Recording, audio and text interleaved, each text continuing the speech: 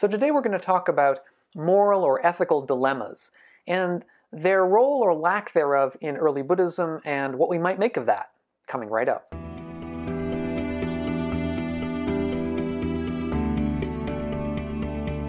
So I'm Doug Smith. I'm study director at the Secular Buddhist Association. That's secularbuddhism.org. If you're new to the channel and interested in living a wiser and a kinder and a calmer life, consider subscribing. So, moral or ethical dilemmas. By the way, I'll be using the words moral and ethical as interchangeable here. Some people like to make a distinction between morality and ethics. For the purposes of this video, I'm not making any distinction. So just to get that out of the way at the beginning. So what I'm going to do in this video is I'm going to talk a little bit about ethical dilemmas or moral dilemmas in the West, which is where they are particularly important. And then we'll turn to Buddhism in the sort of second part of the video, because otherwise you won't really understand why this is important or why it might be important. But let's begin with the way the Buddha would have talked about ethics with everybody, which was the 5 precepts. And the 5 precepts, as we generally understand them, if you aren't familiar with the 5 precepts, I'll put a link to a video up here that describes them in some detail. I'll just go over them very quickly: not to kill, not to steal, not to lie, not to commit sexual misconduct, and not to indulge in intoxicants. So those are the 5. And they seem, I think, to many of us to be very simple and straightforward, to be, and sort of, in a nutshell, almost complete ethical system right there. I mean, it's simple, it's straightforward, you don't need to do a lot of justification for it. It seems to serve a very useful purpose. But one question that we might ask, and that somebody might ask who is a bit of a nitpicker, let's say a philosopher of some kind, is, how complete is this? Does this really give us a complete kind of ethical answer to every question we might have? And of course, pretty clearly it doesn't. It doesn't answer all kinds of ethical questions.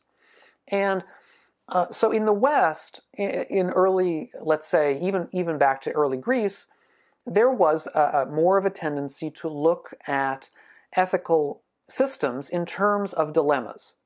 That is, to try to tease out all of their implications by looking at difficult cases. If you have an ethical system and I have an ethical system, well, we disagree, so let's look at how our disagreement actually might play out in difficult cases. And so there tended to be, in the West, more of a focus on dilemmas to do that. One place we might begin in the West is in Plato's Republic. Now, Plato being sort of considered the father of Western philosophy in many ways, his Republic is extremely important.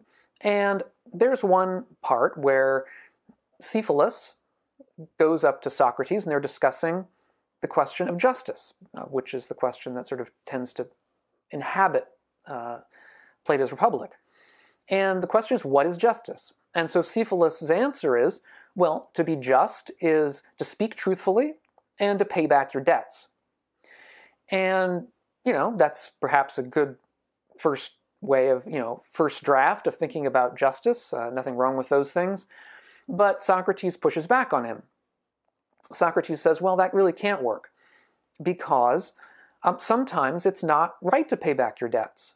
So, for example, Socrates says, say that you have borrowed a weapon, a sword, let's say, a sword from somebody, and that person goes crazy, or perhaps gets insane with anger, and then demands his sword back. He comes to your door, bang on your door, saying, give me back my sword because I'm going to kill so-and-so. In Socrates' point of view, it would not be right, it would not be just for you to give him his sword back, because he's not in his right state of mind. He's going to do damage, he's going to do wrong with it. So, in that sense, we shouldn't always pay back our debts. We should perhaps wait until the right moment. And some people have said that as a result, this particular example of Socrates isn't a very strong dilemma, because we can get around the dilemma just by saying, well, I'll give it back to him at a later time.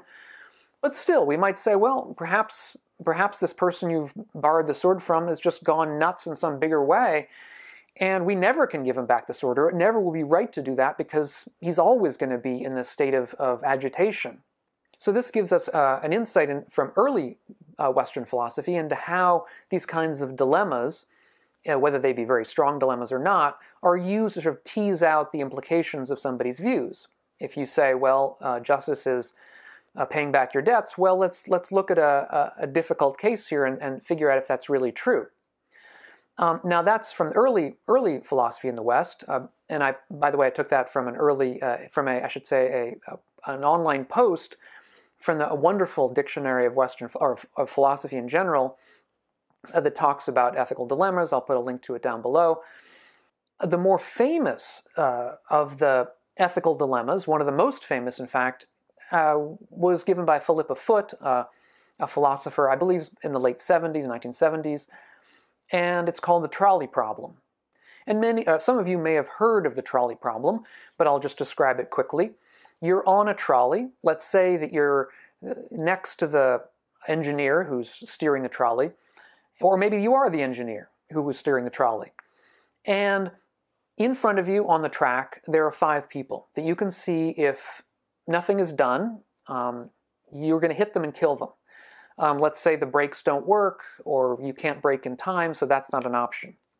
Now, but you also see that there's a shunting track, another track off to the side, which you can, if you switch a lever, you flip a lever and you'll go off on the side track, you won't hit those 5 people. But on that side track, somebody's been tied to the track. Let's say they've been, there's some nefarious person tied the person to the track, they can't move. So if you switch that lever, you won't kill the 5, but you'll kill the 1. Now the question is, what should you do? Should you not touch anything and kill 5 people, or should you switch that lever and kill 1 person?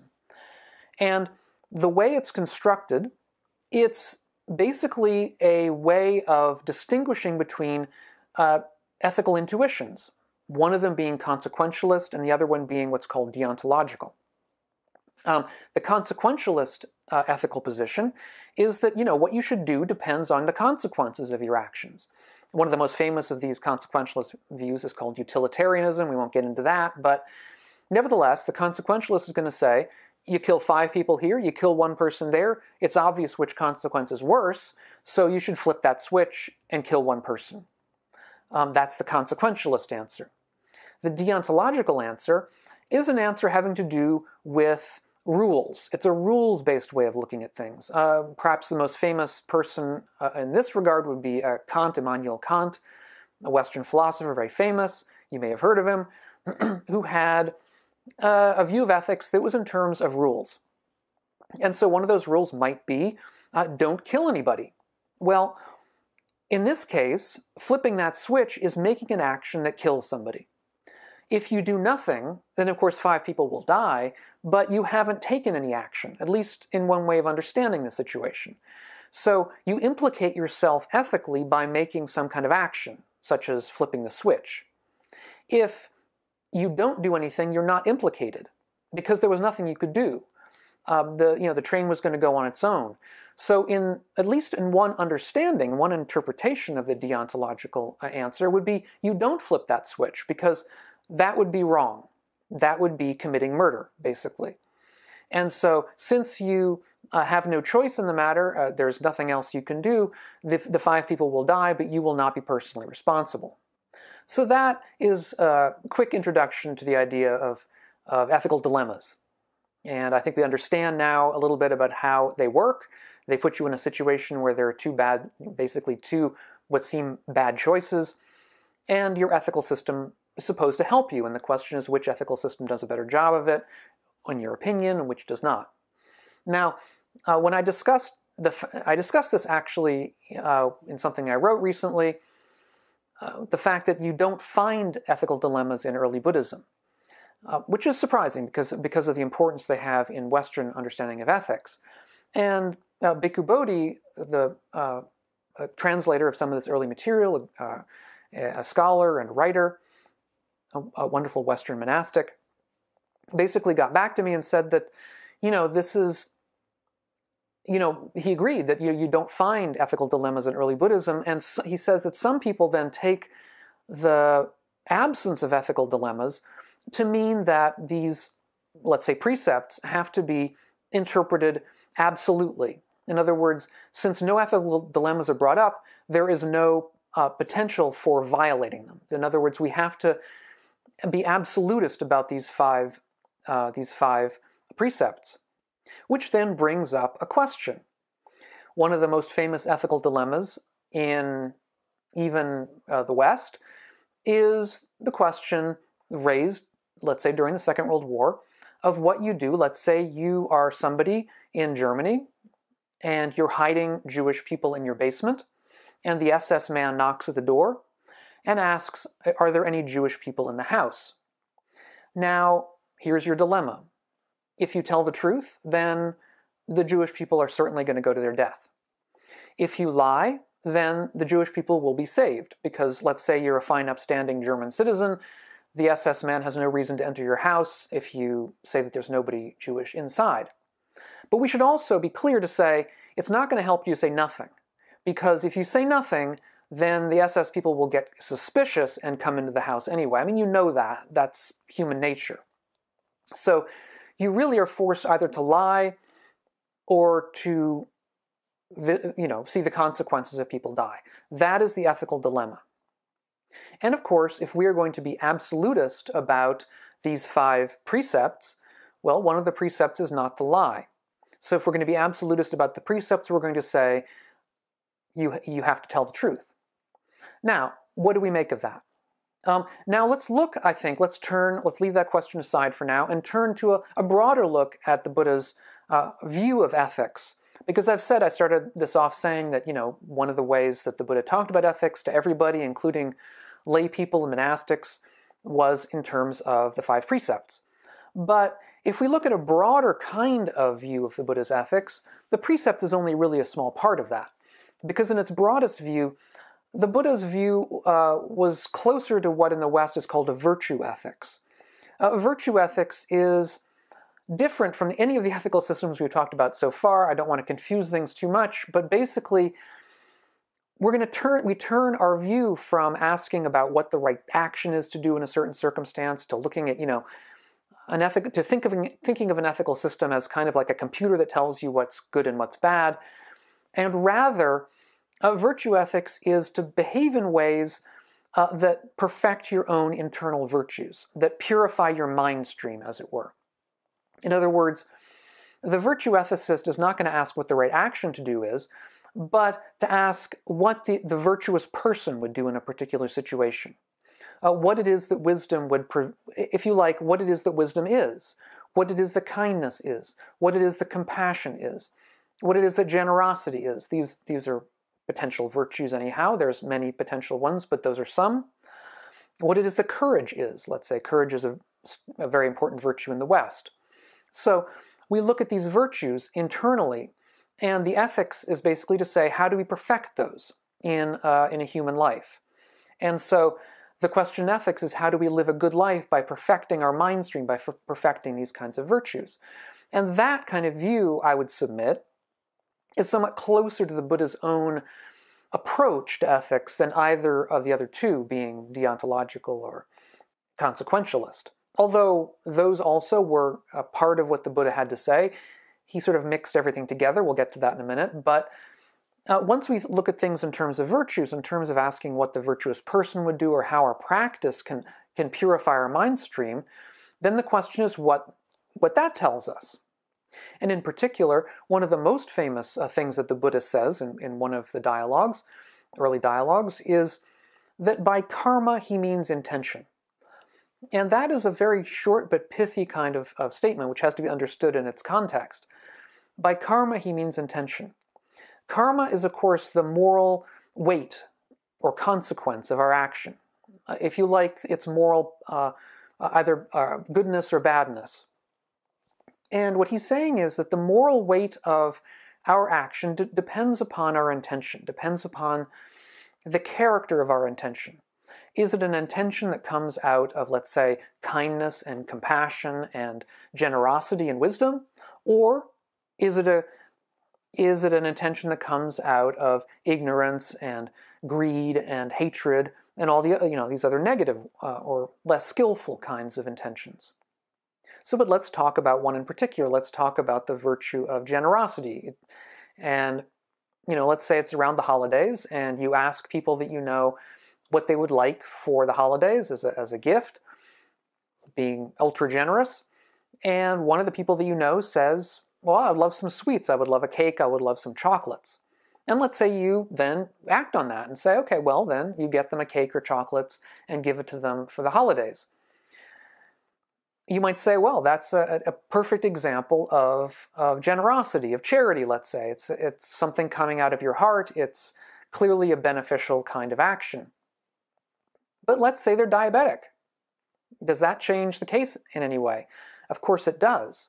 Or let's say a young child says, I would love to have a semi-automatic rifle for Christmas, as some children do. Would it be generous for you to then give them that semi-automatic rifle? It's a good question. And it's an example of where these various virtues come together.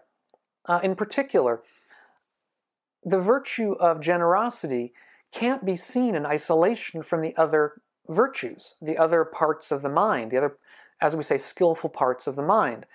One of those being wisdom, knowledge, as opposed to ignorance.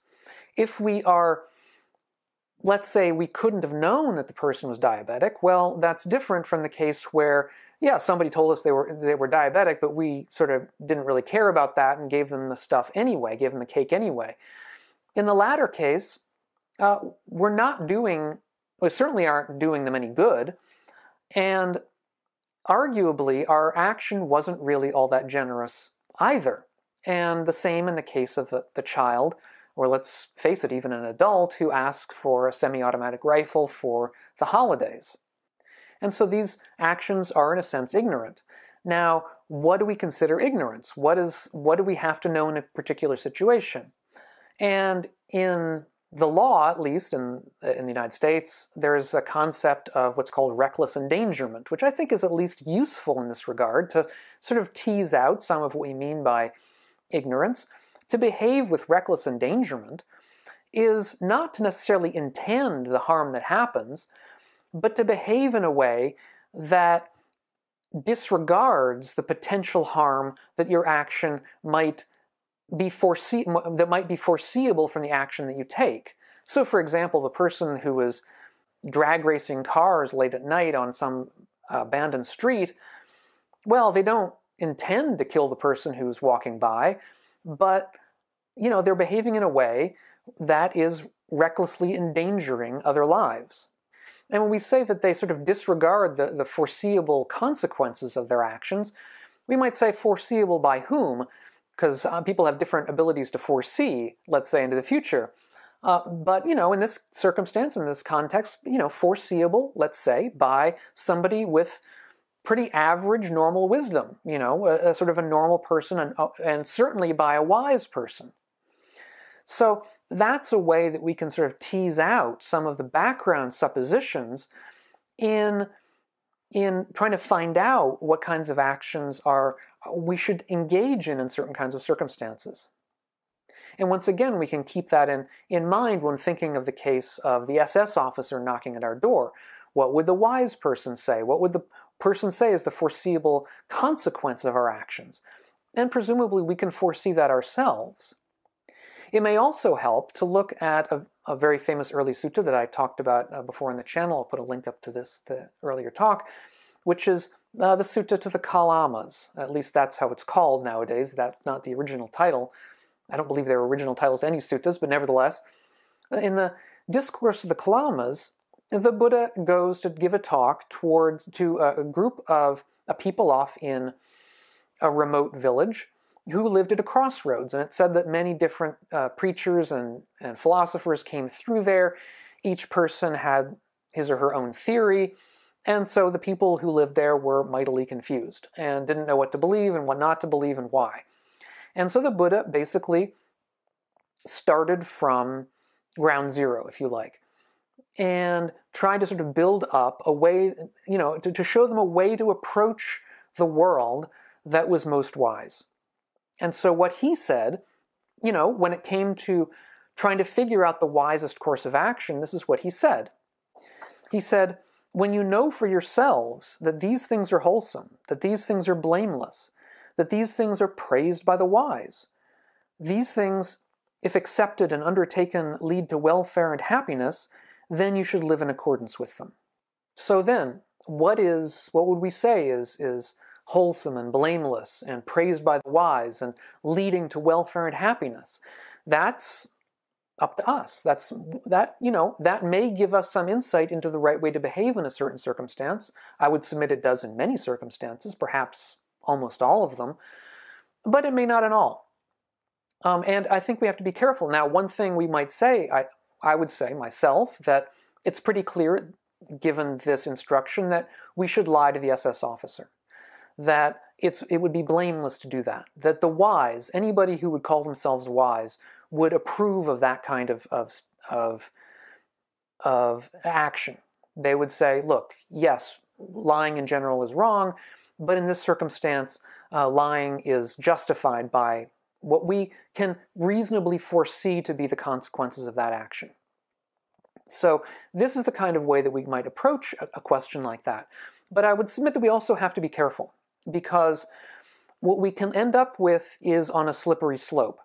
Because these kinds of, once we break away from, let's say, the rule-based way of looking at things, which is, just to say that the 5 precepts are inviolable, once we break away from that and say, well, sometimes, we can violate them, some Buddhists, certainly down the years, down the centuries, even to nowadays in places like Burma, have used these kinds of arguments, similar kinds of arguments, to do great evil.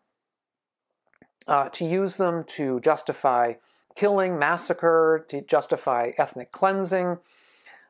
Buddhist societies, cultures, kingdoms, rulers have certainly not been free of negative actions. And sometimes they will use notions such as that we find in later strains of Buddhism, notions of what's called upaya, or skillful means, which is a kind of a euphemistic way of saying doing things that appear to be in contrast to the teachings.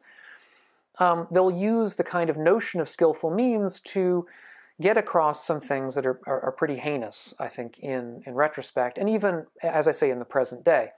So we have to be careful. But where do I come down on the bigger question? And what I would say is that we can't escape ethical dilemmas. Ethical dilemmas will always be with us. We can't get away from them.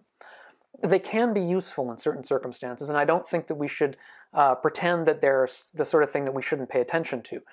They can be useful. We can't get away from them. There will always be circumstances in our lives where ethical intuitions will conflict, and where we will have to decide which of the two intuitions we follow. And that's to be expected. And the Buddha did not lay down an ethical system that purported to, or that actually did, answer every ethical question, that would give us an easy kind of answer to every potential issue that would come up in our lives. That was not his intent.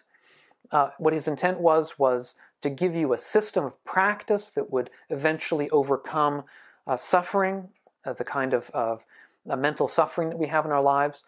But that did not necessarily, in fact, it did not imply that he gave a system that would answer every question that it could. And so when it comes to questions like this, I think that our only recourse is to look towards teachings like the Buddha's teaching to the Kalamas and ask those questions of whatever is coming up in our lives. Or, which is to look at a different way, ask what our intention is. Is our intention really pure in the sense of being generated out of good intention, wise intention, or not? And we may be wrong about that. Oftentimes we are. Oftentimes we'll think, I'm intending it for a good purpose, and then when the action is over, we look back on it and realize that our intention wasn't as pure as we really had told ourselves it was. And that's part of our practice too, is to see that, and when it happens, to reflect upon it, and to try to do better next time.